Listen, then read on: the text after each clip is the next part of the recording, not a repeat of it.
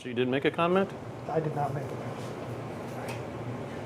They say we're live.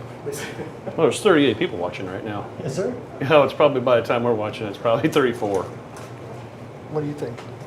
How many of those are real people and how many are like pets or cats watching? Well, each represents a Nielsen household. That's our live. I think that we actually are live. Yeah, Well, I can hear myself. Well, hey, YouTube. Welcome to the Wood Magazine studio. Here to do issue review on our October 2024 issue. We're a little late on this. I know most people probably already have had it. We had some technical issues with this or that, and we just got pushed back. So anyway, here we are. Of course, John. It was technical issues. I didn't want to bring that up. Someone stuck their finger in a meat grinder and couldn't run the camera. So anyway, wasn't a woodworking accident. Got joined with John here as normal, and then we have Vince Ancona, who is a contributor to the magazine, joining us today. He has a prepared speech. He's a prepared speech and a rebuttal to the debate the other night. So No. Thanks for throwing me under the how bus. many we lose? I'm not touching that I told you this would be fun. one. Yeah, where was RFK? Good question. So, quickly moving off of that, I wanted to just briefly mention this is actually our 40th anniversary. This issue, the #1 issue, came out in September, October of 1984. And some of us up here were alive. Some people were just babies. But anyway, Lucas dug this out. And just looking back to the magazine, I know there's several of you probably have that issue one. A lot of changes in those 40 years. So anyway, we're pretty excited about it. It's a milestone for us. But anyway. What's actually exciting is we had this special offer. So we had two subscription cards fall out of the 1984 edition, and they don't have expiration dates. So for $15, you can get 6 issues. People are screenshotting this right now. Yeah, you can. It's only 6 issues. It's not the 7 a year. I'll be selling these for $20, and we'll send it to you. And the great thing is, it says "Send no money, we'll bill you later." So Bill you later. But add $6 a year if you're in Canada. I Yeah. apologize, but Yeah. it still Still costs a little more to Yeah. do business north of the border. So, moving into it, we had 3 or 4 projects in this issue, I believe. One of them, which was on the cover, we did not. It's actually in the test garden, and I didn't want to. I didn't want to take it out of the test garden because I would upset the garden coordinator. So anyway, we left that there. But that was kind of a fun project. It is concrete and wood, and it's not as scary as it seems. So it was a pretty easy build. The concrete, I will recommend. They do have a concrete countertop mix, and you can get that at Lowe's. You have to order it, and they can get it in. But I think it's got some fibers, some fiberglass fibers in the concrete, which makes it hold together a lot better. It's a lot more durable. And but anyway, it's kind of a fun project to try, and obviously concrete outside is very durable. So that was probably the hardest part, was getting those pockets in the concrete. yeah, yep. So make sure you let it cure before you try to get it out of the form, for sure. And it does take a little bit of time. But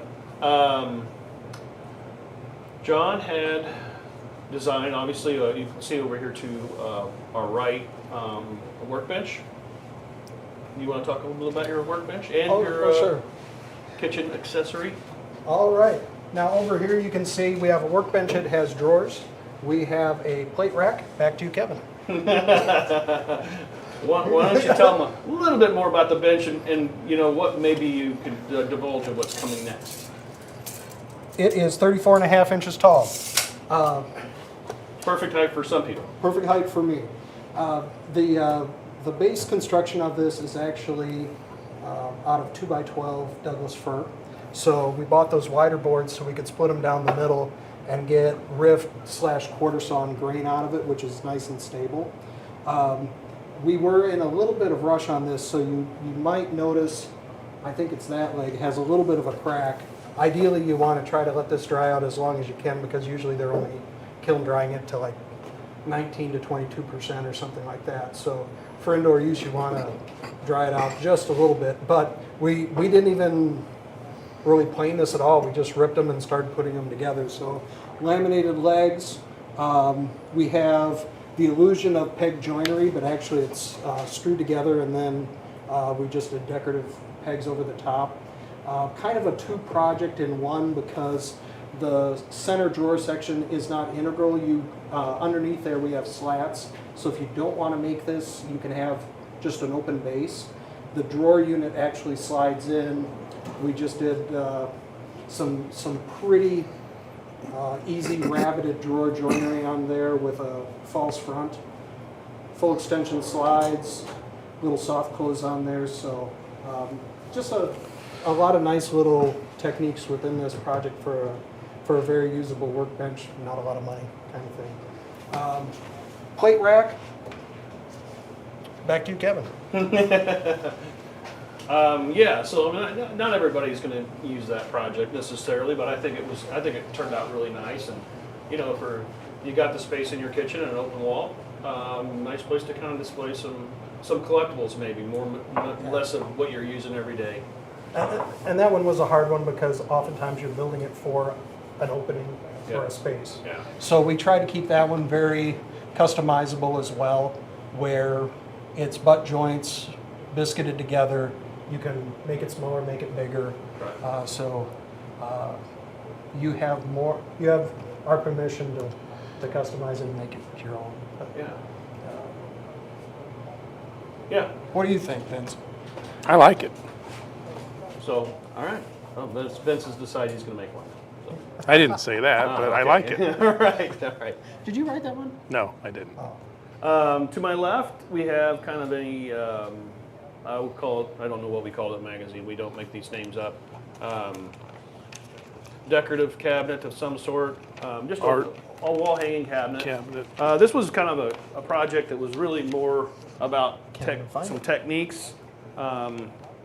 We have, if you can zoom in on that, if you can see that or not, Lucas, but we did do a sliding dovetail joint for the case, the sides and the top and bottom, and then kind of an interesting handle pull, if you will. We actually used a router bit to form this kind of a recessed pull that's got a little lip on it. And if you can see that, there's kind of, John had a couple jigs on that, or one jig that you? Yeah, a couple jigs. Couple jigs to form that. And then we did it again on the drawers on the inside too. So we did a little paint contrast with the cherry, just something a little bit different we don't normally do. And then, so a really bit of trickery here. We installed, these are knife hinges, and these are, I think, a very intimidating thing for a lot of readers or woodworkers out there. But really, quite honestly, once you're kind of set up with the right jigs and the right setup, they're easy to install. Very nice hardware. Obviously, there's not a lot that you see. Yep, and we got those from Brusso Hardware, which has been around a very, very long time. They make very high quality brass hardware, knobs, kind of accessory sort of stuff. Yeah. So That's probably the hardest part, because there's not a lot of, once they're in there, there's not a lot of adjustment. Yeah. You had a nice tip where we overcut them on the door a little bit, so you could move the door right. a little bit. But so basically, I'll just put that right there. When you look at that knife hinge, the gap in the hinge is kind of your gap top and bottom. That's what you got. Right. So, and we can actually, I don't know if you can zoom in, but I'll put this back. You can kind of see the pockets that were cut in there. Because did we put the post in? So these would go I down don't know just that like they're, that, yeah. just like that. Yeah, and if you're, yeah, the thing about adjustment on these is obviously if you're making it tight like this, it's gonna be tough, it's gonna be tough to adjust. So you need to be spot on. Yeah, this part would go on the door, and oh, I got it upside down.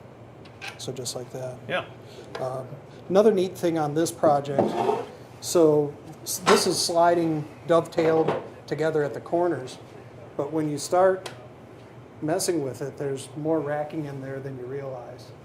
And then, because Kevin designed this, what's going on too is we were really surprised. So you have this racking cabinet with doors that don't have any adjustment, but when the internals went in, when this box and this box went in, it just locked the whole thing together. The back is tongue and grooved all the way across, but even that had a little bit of movement still. So there's a reason they put little boxes Right. inside, because it just holds everything square, keeps it going. Little button catches on there. And then all the wood on this was book matched. So yeah. these were sequential boards out of the log. The sides were, the tops were, but no one notices it when you look at it. Yeah. And that's just a natural finish on that too, right? Yeah, that's just clear on the outside, because you can see this is the same tree. No finish sitting in the basement versus Sitting up in the sitting sunlight. outside Yeah. upstairs. Yeah. So I think that wraps it up kind of for the projects in this issue.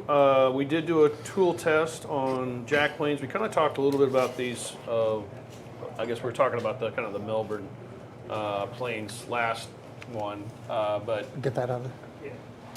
it's hiding me. I'm hiding. You're Yeah. Vince, you want to talk about your? I mean, we did do the test, but I think you did a nice job kind of putting this together, and I really love what Jess did in the layout on this. As far as the layout, the opener on this, we were pretty excited to see that. Very cool. It turned out real nice, I thought, that opening shot. Yeah, we took a look at low-angle jack planes, and you know, a lot of people say if you're only going to have one plane, a low-angle jack plane is a good one to get, because these are all bevel-up planes, which means that you can change the bevel angle of the blade, and it'll give you the effect of having either a low-angle plane or a high-angle plane, depending on what you're doing. If you have, you know, really squirrely wood, you might want to have a high-angle plane, so you can just have a blade with a different bevel angle on it. It'll give you that appearance or that functionality. So we took a look at 9 different planes from different manufacturers, and actually made all over the world, some in Europe, North America, and Asia. And we ended up picking 2 for our top tool. Those were the Veritas and the Lee Nielsen. Hard to go wrong with either one of those. They both have been making planes for a long time, and they've really got it down. Nice planes that are pretty much ready to go out of the box. I mean, maybe just a little light honing, but as far as even that, they sharpen up really easy, because the companies do such a good job of flattening the blades and getting them ready to go. And then there were 2 that we picked as our best value, and those were the Stanley and a new one, Melbourne, playing out of Australia. I know you guys were really impressed with that. Yeah, yeah. Actually, we were very impressed with both of those. John and I actually, both of us own one of these, or have owned one of these for quite some time. The Stanleys? Yeah, yeah. And you know, they're made very well. I mean, there's a great plane. I mean, obviously, if you're on a budget, this is where you want to go. These are getting into the collectors, type of thing. They are great planes. I mean, there is no doubt about it. But I think, you can't go wrong with any one of these 4. Right. The one thing I did when you're talking about blades, that a few of these manufacturers, I think the Lee Nielsen and the Veritas and the Melbourne offer actually 3, some of them offer 3 different blade angles. So Right. you can actually, instead of grinding one blade down and then going and have to buy another one, you can actually have specific blades that you can, as an option that they come with. Yeah, and that's the way to go, really, because otherwise you're going to burn through a blade if you're constantly grinding yeah. it. So Well, and I think some. What does that do for you? What does it do for you? Yeah. Well, one of the things I've been using this, and they've got a 50-degree bevel grind, and for woods that are like curly maple, this kind of stuff, Yeah. you know, you're not going to plane this down without tearing stuff out. it works almost like a scraper. It almost is a scraper. It is a hard push. You will definitely get a workout because Right. it is almost scraping that material off. And I noticed that the mahogany project I'm working on right now in the shop, it is definitely. I'm glad I had one of those because it definitely helps smooth that surface because the grain's just so squirrely. But Right. that'd be a reason for that. I mean, you know, if you're planing hardwoods or whatever, you know, just kind of paying attention to the grain direction, you'll be Right. fine with the regular grind. On the flip side, though, you can get I think a 25-degree bevel angle to do end grain or things where you want a low angle, Exactly. a true low angle. Yeah. So to me, it's a versatile plane. I mean, just and I don't know, John. Do you know? Does Lee Valley offer different frogs for that too, where they can change that as well in those? On the low angle? Yeah. They don't actually. Sorry. No. It's their custom line. Okay. Yeah. That's the bevel down. You Bevel can get down, different okay. frogs. Because that's one of the benefits of these low angles is they don't have a frog, so Yeah. you don't have to mess with a lot of adjustments. There's the bed angle is at 12 degrees, and it's just milled into the body of the plane, so you don't have to worry about adjusting the frog and moving it up and down. They're a lot easier to set up and use, especially if you've never used a plane before. So that's there's no cap iron either. The blade just sits in there and the lever cap goes on top, and a lot fewer parts. So Yeah. I think it's a little bit easier, less intimidating for first-time plane users. Yeah, and I think honestly, you know, there are other planes in this test that did well, and obviously, you know, it's kind of came down a little bit more to some fit and finish situations, and how much we really had to do to make them operational to where they would be satisfactory. Yeah, I don't think there were any that you guys thought were No, not worth it at all. That they just, like you said, matter of how much work you had to put into it Right. to get it to that Right. point. Right.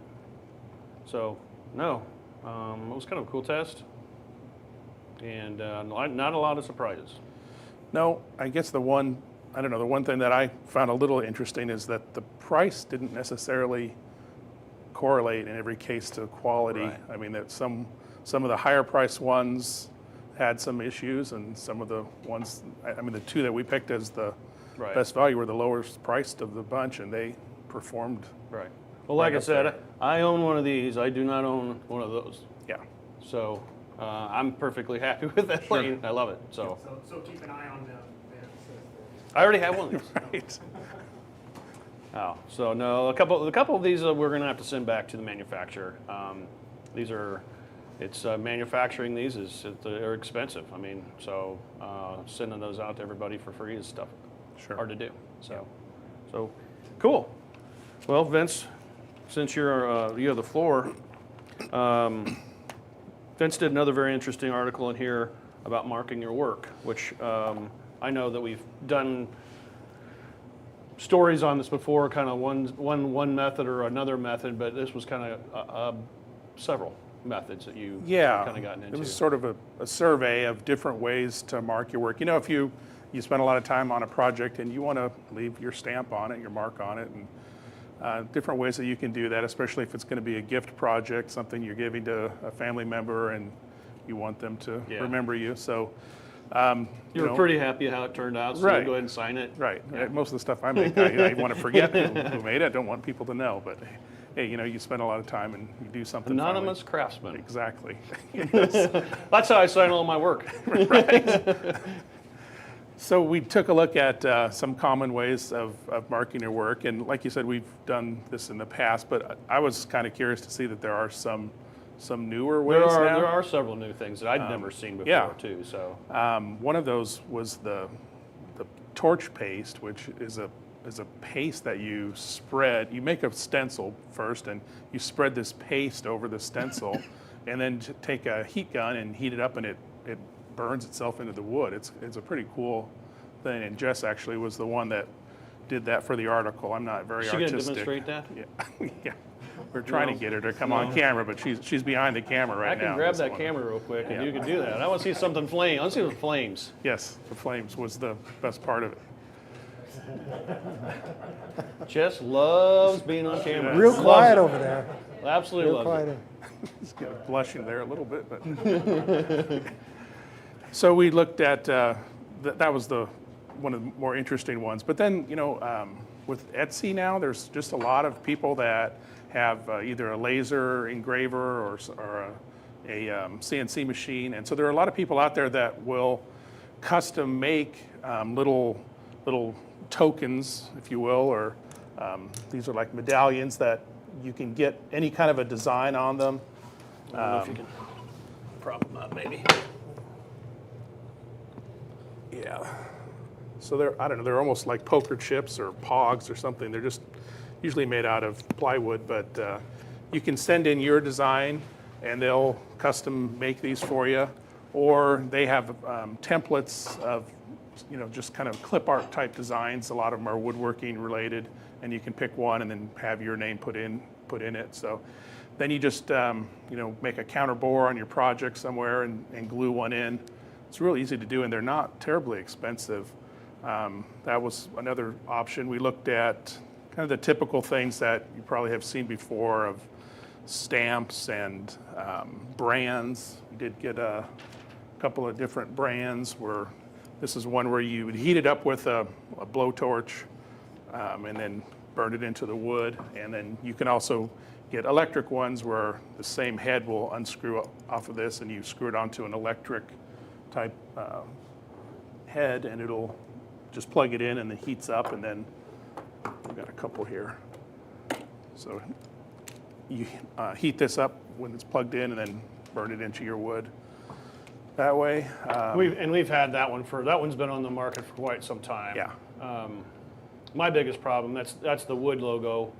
My biggest problem with that is I forget we have it and forget to stamp. So there's very few stamps on any of our projects because I forget to do it. So, you mentioned that, and one of the things that I found when we were doing this is a lot of these have a little bit of a learning curve. I mean, I think this brand is definitely one where you got to make sure you get it hot enough, and then it's not like branding a cow where it just goes in. It doesn't happen real quick. Right. Right.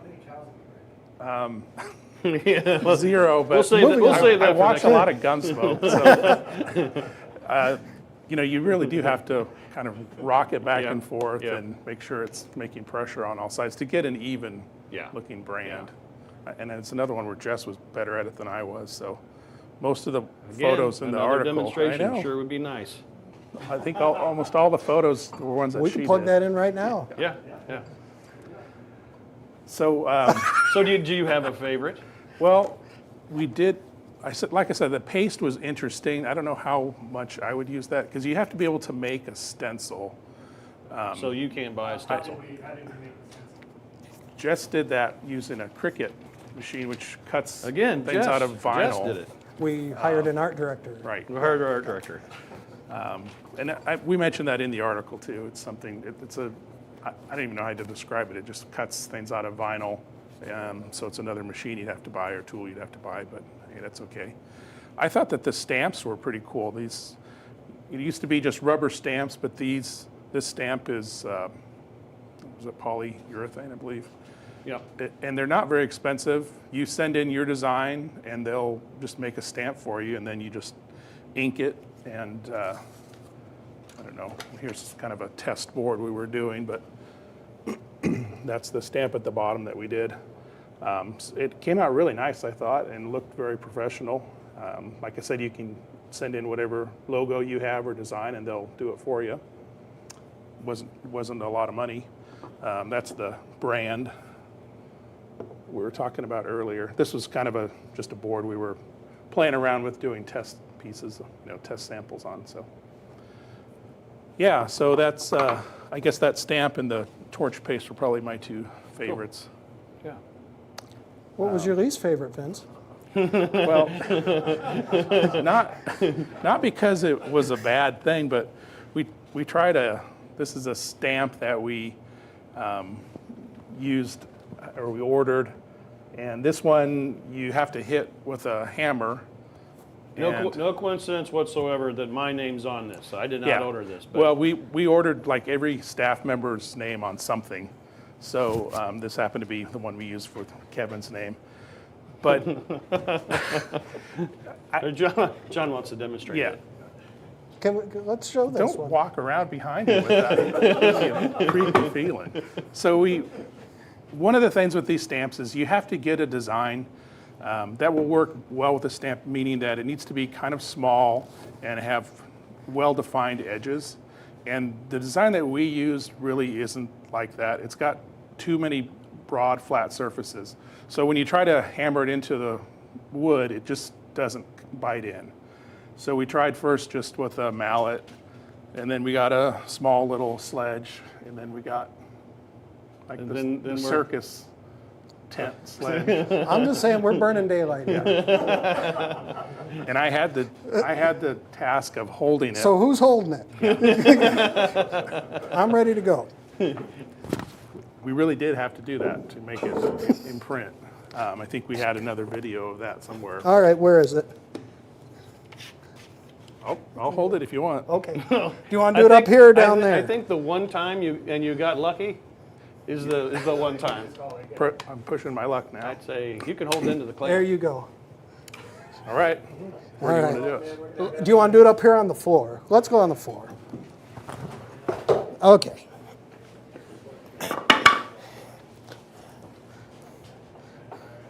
Now make sure to have that square.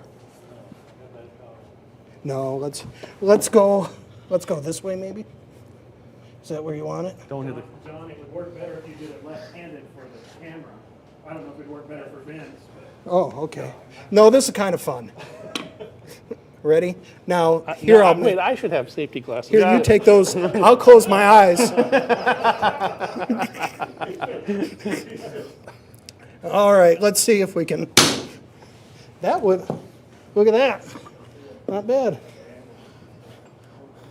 Must have had a little ink on that. Yeah, I tried we did to put a little actually. ink I on it, tried too. to put ink on that and use it as the same as the other one, but it didn't. But of course, this is pretty soft. But we were joking like you don't want to probably do that on a box. Right. Yeah. Yeah. Yeah. Like. Don't do it on the violin. Yeah, don't do it on the yeah, bed. yeah. You know, it goes in, but yeah, you got to smack that pretty good. So, well, thanks for playing along. I'm done here. Well, John brought up those vacuum cleaners because he wants to talk about cordless vacuum cleaners. Dave, the guy that tested these, is out of pocket today, out on vacation, so we just tested a handful of these. Basically, I think the criteria was under $200. Was that really kind of the limiting factor? Because there's so many of these out there, really? Well, it's $200 before tax All right. because so- one was $199. One was and you're like, $199. yeah. Do you know anything about these? I don't. Okay, so we're making this up. No, it's. Oh yeah, if you want to know more, buy a magazine. So, so I got this one out and played with it because I actually had a battery that goes in it, and I mean that works great for little stuff. And easy to use, you know, easy to get into. They seem to have pretty good filters. Right. I don't think the runtime is great because I just am playing around with this one because this is like a 5 amp hour battery. And I ran it for a minute or two and I was already down a bar. So, you know, the bigger battery you have, the better off you're going to be. So for those times where you need to be mobile and you have, you know, this isn't going to be your whole shop dust collection by Right. any means, but it's definitely a useful tool. Kids spilled some Cheetos in the back seat. Well, exactly, yeah. I mean, it's just not, you don't have to get a cord out or whatever. It's like that's the kind of the Yeah, beauty yeah. of this is that it's a quick cleanup tool. It's not a let's go vacuum the whole house or the whole shop. This one was the only one that did come with a plug-in option. So, The Hercules. yeah, if you don't have a battery, because we've been looking at these Hercules a while, and it's real similar to, because we were trying to put these on, and they claim they won't go on, but if you press it hard enough, it'll go in there. But it doesn't turn on. So we're And that battery doesn't work anymore either. but we're going to take this up a notch and keep trying. Now the hard part's getting it all. Now your battery will have some blue on it, but let's see if that works. So anyway, we're learning things today. But yeah, so that we have a review of what, 4 or 5 of these Yeah. in the back. It's something to think about. They are very handy. Like I said, I think the limiting factor for this test was simply the retail price, or suggested retail price. So, but I know there's probably another half dozen to 8 of them out there that we could name Yeah. just a little more expensive. But Because these were bare tool prices. Right. You're probably looking at what's your battery platform. complete. You're probably going to have something in that line, so that's Yeah. probably the way to go. Yeah, yeah. So anyway, yeah. So it was great getting together with you guys, and we will see you down the road at the next issue review. Don't forget to like and subscribe to the magazine as well, because we still do that. And we got a lot of cool projects coming up. We're kind of getting into outdoor projects for next year, actually, what John and I have been working on. So we've got a lot more outdoor projects this year. Actually, we were kind of thinking about that. We were like, we don't normally do that many, but we have more. Seemed like a great idea at the time. Seemed like a good idea, but they're done, they're ready to go, and we're excited to share them with you. So thanks for joining us. We'll see you next time.